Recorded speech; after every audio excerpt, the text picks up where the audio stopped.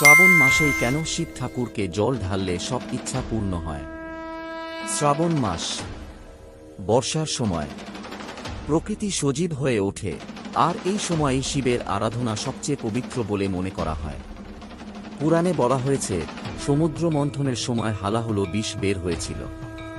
সেই বিষ ধারণ করেছিলেন স্বয়ং মহাদেব, হয়ে উঠেছিলেন নীলকণ্ঠ। বর্ষাকালে আকাশ থেকে অবিরাম জলধারা পড়ে, যা শিবের গলায় ধারণ করা বিষকে প্রশমিত করে বলে বিশ্বাস। এই কারণেই শ্রাবণ মাসে শিবলিঙ্গে গঙ্গাজল ঢালার বিশেষ মাহাত্ম্য আছে। শুধু জল ঢালাই নয়, বিল্বপত্র অর্পণ করলে জীবনের সমস্ত পাপ নষ্ট হয়।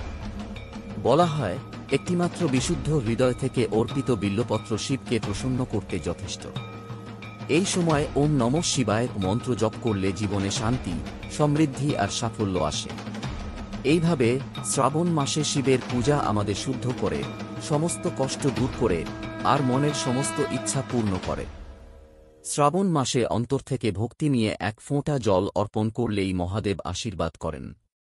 আসুন আমরা সকলে শ্রাবণ সোমবারে তাঁর চরণে নিজেকে সমর্পণ করি।